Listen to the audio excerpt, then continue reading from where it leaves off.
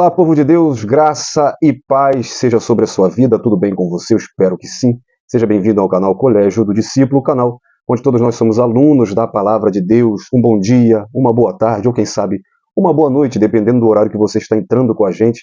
E se você já está sempre entrando aí no nosso canal, muito obrigado, seja bem-vindo mais uma vez, tá bom? Não esqueça de dar o seu like, de compartilhar, de comentar, tá bom? Para você que está entrando a primeira vez, já sabe que a regrinha básica que eu vou te pedir encarecidamente é que você se inscreva no nosso canal, tá bom? Dê o seu like, ativa aí o sininho das notificações e você vai receber qualquer conteúdo que a gente coloque aqui no canal, tá? E você fazendo isso ajuda muito a gente, tá? A gente tem se dedicado aqui a preparar o melhor conteúdo para a sua edificação. Então, ajuda a gente, tá bom? Quando você faz isso, o YouTube ele entende que os nossos conteúdos precisam ter uma maior visualização, tá bom? Então, não custa tempo nem dinheiro e ajuda muito a gente, tá bom? Hoje nós vamos falar sobre a nossa conversa sobre a EBD. Chegamos na última lição, eu já aproveito aqui para te pedir, vai na nossa playlist do primeiro trimestre e assista a 13ª lição da EBD, a lição O Poder de Deus na Missão da Igreja.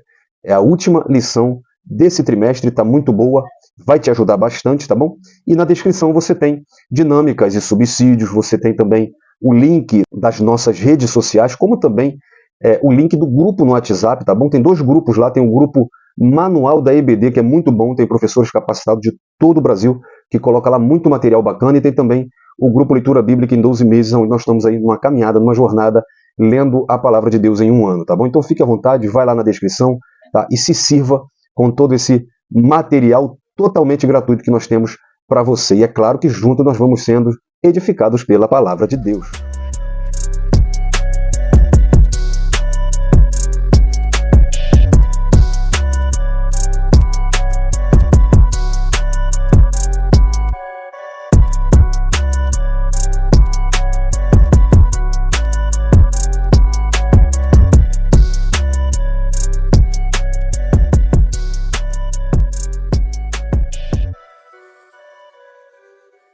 Pois bem, como eu disse, chegamos no final de mais um trimestre com a ajuda de Deus e com a sua ajuda. Agradeço muito a Deus e a você também e espero ter contribuído em algumas de suas lições aí nesse trimestre, tá bom? Essa última lição desse primeiro trimestre de 2024 da revista da CPAD da classe dos adultos, que falou sobre eclesiologia, comentada pelo pastor José Gonçalves. Na última lição nós falamos sobre o poder de Deus na missão da igreja. Então nós vimos que a igreja ela tem a necessidade de ser capacitada pelo Espírito Santo para cumprir a sua missão. Então nós vimos que o Espírito Santo ele é a força motriz que capacita a igreja. O Espírito Santo dá força à igreja.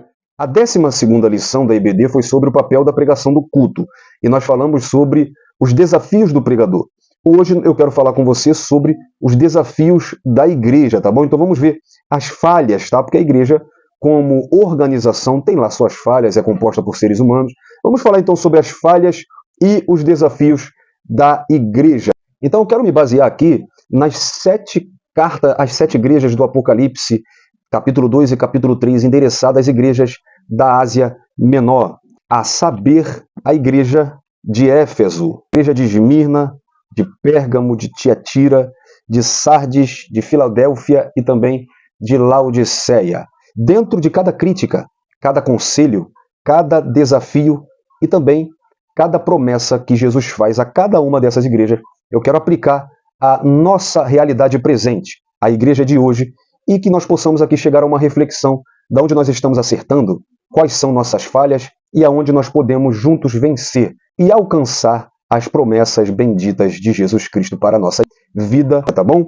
Por ser um organismo vivo, a Igreja de Cristo deve ser saudável e cumprir toda a tarefa que foi designada pelo Senhor para ela. A Igreja Universal ela é descrita como uma igreja invisível, conforme nós vimos durante o decorrer do trimestre. Então, somente o Senhor pode enxergá-la completamente em toda a face da terra. Porém, a igreja no seu âmbito local é conhecida por todos os crentes. Cada um conhece a igreja a que está ligado. É na igreja local que exercitamos a nossa vida espiritual. Então, todo crente ele deve ter um compromisso firmado com a igreja que pertence. Aos olhos de Deus, não importa qual seja o nome da igreja, seu tamanho, sua organização, se possui templo próprio ou alugado, mas se a igreja atende os seus padrões. Para melhor compreendermos isso, o Senhor faz desfilar 7 igrejas no livro do Apocalipse, expondo a condição de cada uma, tanto positiva quanto negativa, para nos servir de lição. A mensagem destinada a cada uma dessas 7 igrejas da Ásia Menor é dirigida ao respectivo pastor de cada uma, que é chamado do anjo da igreja. O anjo da igreja absorve para si a responsabilidade sobre o rebanho. Ele representa o perfil de cada uma. Ao dizer, eu sei de tuas obras, o Senhor está se referindo às obras da igreja. Mas como o pastor a representa, é totalmente dele a responsabilidade. Por isso, devem as igrejas pagar o devido respeito e submissão ao pastor, aliviando a sua carga e levando seus braços para que guie o rebanho de Deus com alegria e não com gemidos, como o autor aos Hebreus diz no capítulo 13, versículo 7 e também no versículo 17. Então, primeiro nós temos que fazer aqui um reconhecimento. Por mais falha que venha a ser uma igreja, há onde se encontrar nela algumas qualidades importantes. Assim são as 7 igrejas da Ásia. O Senhor jamais despreza o trabalho de alguém. Ele leva em conta tudo o que fazemos. Lá em Efésios 2:10, diz, porque somos feitura sua, criados em Cristo Jesus para as boas obras, as quais Deus preparou para que andássemos nela. Então, a expressão eu sei das tuas obras é o que se lê a respeito das igrejas de Éfeso, em Apocalipse 2:2, a igreja de Esmirna, no versículo 9, a igreja de Pérgamo, no versículo 13, a igreja de Tiatira, no versículo 9, aí passando para o capítulo 3, o versículo 1, a igreja de Sardes, no versículo 8, a igreja de Filadélfia, e no versículo 5, a igreja de Laodiceia.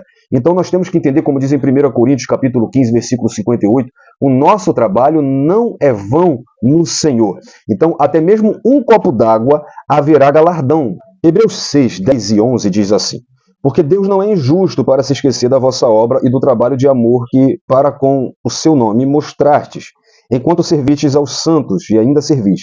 Mas desejamos que cada um de vós mostre o mesmo cuidado até o fim. Então, o que contava em cada igreja da Ásia era o trabalho incansável, a paciência, intolerância com os maus, prova aos falsos obreiros, preservação da doutrina, conforme a gente vê no capítulo 2 e também no capítulo 3. Também mostra o suportar da tribulação, o saber suportar as pressões de fora, a fidelidade ao nome de Jesus, a preservação da fé, o martírio, a intolerância às heresias, o amor, o serviço, a fé prestada pelas igrejas, a preservação da santidade, a preservação da palavra e a fidelidade ao nome de Jesus. Então essas são as obras descritas no Apocalipse como encontradas e reconhecidas por Jesus. Entretanto, foram também notadas outras obras que desqualificavam pelo menos 5 daquelas igrejas. Então vimos o reconhecimento, vamos ver agora as falhas. A expressão tenho porém contra ti há de ser encontrada em alguma dessas igrejas. As queixas que o Senhor tinha contra algumas igrejas eram severas. Elas diziam respeito a alguns pecados, tais como a perca do primeiro amor, referindo-se ao amor maior, o amor ágape, devido ao próprio Deus. Desvios doutrinários, prostituição, participação em banquetes pagãos, presunção, como também a falsa identidade espiritual, a falta de definição, quando ele diz, por exemplo, não é nem fria e nem quente, e também a arrogância. Características como essa e outras semelhantes, infelizmente, podem ser encontradas em muitas igrejas no dia de hoje. Se o Senhor mostrou intolerância ao ponto de fazer ameaça por conta desses pecados, como ter a presunção de que ele não está levando a sério o perfil característico de cada igreja atual? Então nós vimos o reconhecimento e vimos também as falhas. E com as falhas vêm os riscos. A igreja de Éfeso corria o risco, por exemplo, de perder a sua própria condição de igreja. Se isso acontecesse, ela passaria a ser um mero grupo social com pretexto religioso, completamente destituída do reconhecimento no céu. E tem lugares assim, são apenas um local de reunião. A ameaça contra a igreja de Éfeso era: tirarei do seu lugar o teu castiçal, se não te arrependeres. Apocalipse 2:5. Por castiçal entendemos o reconhecimento divino de ser igreja, porque no capítulo 1, no versículo 20, esse é o símbolo da igreja. Então isso seria o mesmo que uma pessoa formasse numa faculdade de medicina, a qual por falhas administrativas teve o seu reconhecimento no Ministério da Educação cassado. Depois de formado, o novo profissional não poderá exercer sua profissão. O seu diploma não terá valor público. Era isso que Jesus estava ameaçando a igreja de Éfeso. A igreja de Pérgamo corria o risco de o Senhor tocá-la misteriosamente com a espada de sua boca. Apocalipse 2,16. Parece tratar-se de uma palavra de juízo proferida pelo Senhor contra aquela igreja. Na igreja de Tiatira, uma mulher seria jogada numa cama e os homens que eram seduzidos por ela teriam seus filhos mortos, e parece que cada membro da igreja iria receber uma porção de juízo. Em Apocalipse 2, no versículo 22 e 23. Para Sardes, o Senhor viria como um ladrão, ou seja, eles sofreriam perdas significativas e de modo surpreendente. Apocalipse 3:3. Já em Apocalipse 3:16, a igreja de Laodiceia seria vomitada da boca do Senhor. Para que serve esse vômito? Tudo é reciclável, até mesmo os dejetos, o esterco, para servir de adubo, mas o vômito precisa mesmo ir para o esgoto, de nada serve, tem que ser jogado fora. Então, não temos de julgar as igrejas alheias, mas devemos vigiar para que a igreja onde servimos ao Senhor não incorra em nenhum tipo de reprovação da parte de Deus. Então, nós temos que olhar para nós. Como é que estamos servindo a igreja aonde nós estamos ligados? Tá? Paulo diz em sua primeira epístola aos Coríntios, no contexto da ceia do capítulo 11, que se nós julgássemos a nós mesmos, nós não seríamos julgados. Então a gente tem que parar de olhar para a igreja dos outros e também olhar para a nossa, não apontando os defeitos, mas sendo solução para os defeitos e olhando para nós mesmos, aonde temos ajudado, como nós estamos fazendo no corpo de Cristo para que esse corpo cresça com maturidade e saúde, tá bom? Então, além dos riscos, vem também os conselhos. Tá? Então, aguçar a memória, lembrar-se de onde tropeçou e recomeçar. Capítulo 2, versículo 5. Arrepender-se das más obras. Versículo 16. Reter o que conseguiu de bom. Versículo 25. Lembrar-se e guardar o que absorveu e vigiar. Capítulo 3, versículo 3. Comprar ouro aprovado no fogo, isto é, investir nas coisas que realmente têm valor no reino espiritual. Ou seja, envolver-se com a glória de Deus, usar vestes brancas, que nos fala de santificação, e ungir os olhos com colírio, porque quem está na condição de morno está completamente sem visão espiritual. Capítulo 3, versículo 18. Então, esses são os conselhos. Jesus, ele sempre tem uma palavra de conselho para erguer o seu povo santo. E ele precisa ser ouvido e acatado, caso contrário, fecha a porta da oportunidade e lança, seja a pessoa ou a igreja, em juízo. Capítulo 2, versículo 21 e 22. Então esses são os conselhos. Junto com os riscos e os conselhos vem o desafio.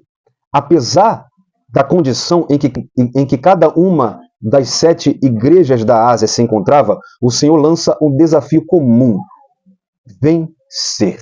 É preciso vencer. Apocalipse 2, versículo 7, versículo 11, versículo 17, versículo 26. Também no capítulo 3, versículo 5, versículo 12 e versículo 21. Ele usa a expressão ao que vencer. Então todas as críticas, todo o risco e todos os conselhos de Jesus têm por objetivo fazer com que a igreja vença. Todas as igrejas achavam-se sobre o mesmo desafio, o de vencer. As igrejas de Esmirna e Filadélfia são igrejas que apresentam bons perfis. O Senhor se agradou de Filadélfia, que apesar de sua pouca força, foi uma igreja que soube guardar a palavra de Deus. E sobre a pressão de negar o nome de Cristo, ela triunfou em Apocalipse 3:8. E a igreja de Esmirna, uma igreja pobre, atribulada, que conviveu com os judeus blasfemos, teria ainda de passar por uma tribulação de 10 dias. Nesse período, alguns seriam presos e outros mortos. Apocalipse 12:10. Mesmo essas igrejas que agradaram ao Senhor nos seus perfis, ela também tinha o desafio de vencer. E junto com esse desafio vem a recompensa. Então, Jesus também promete recompensas para quem vencer. Capítulo 2, versículo 7, quem vencer terá o direito de comer da árvore da vida. No versículo 11, não receberá dano da segunda morte. Comerá do maná escondido e receberá uma pedra branca com um novo nome, no versículo 17. No versículo 26, receberá poder sobre as nações, receberá a estrela da manhã.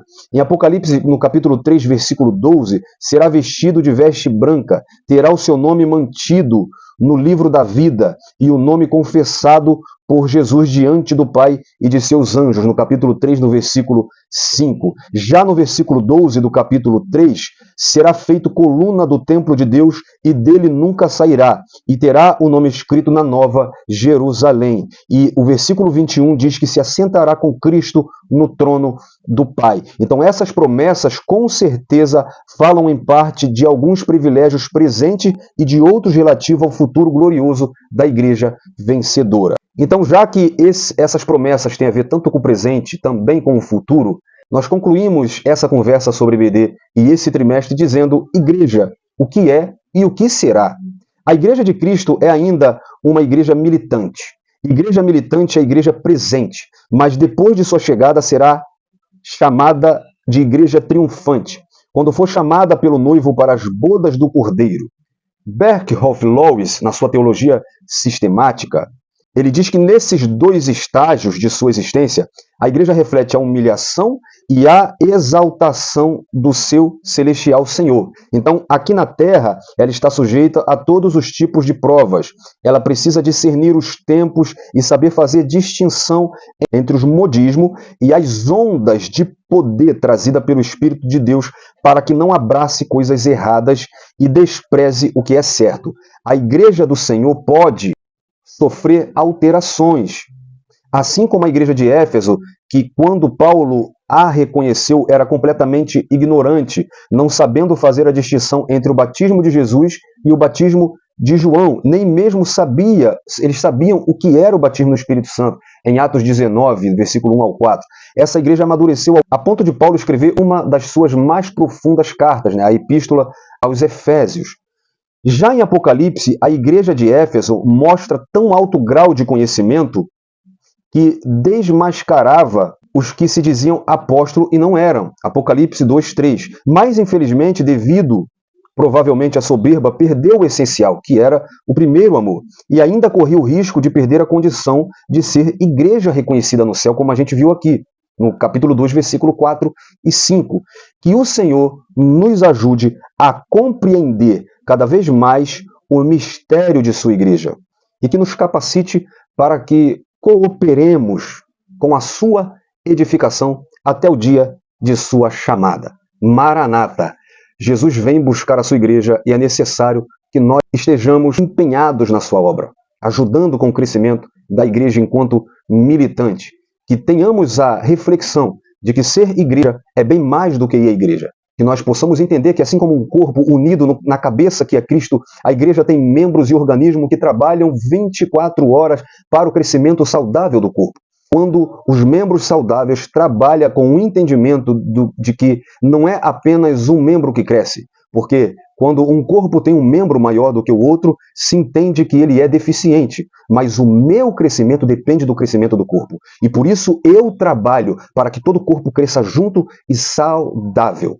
Que venhamos crescer em unidade, entender as falhas, que venhamos enfrentar os riscos, que venhamos ouvir os conselhos do Espírito Santo, vencer o desafio e alcançar a recompensa, que venhamos receber da mão dele a coroa da recompensa por ter vencido. Que nós possamos alcançar essas promessas e esses privilégios, tanto presente quanto futuro. Que venhamos ter compreensão e que venhamos ser cada dia mais Igreja de Cristo. Que esse trimestre tenha não só te informado, mas que tenha feito crescer no seu coração o entendimento e a chama do que é ser Igreja de Cristo. Fique na paz, Deus abençoe sua vida e se ele não voltar para recolher a sua igreja antes, eu te espero até os próximos vídeos.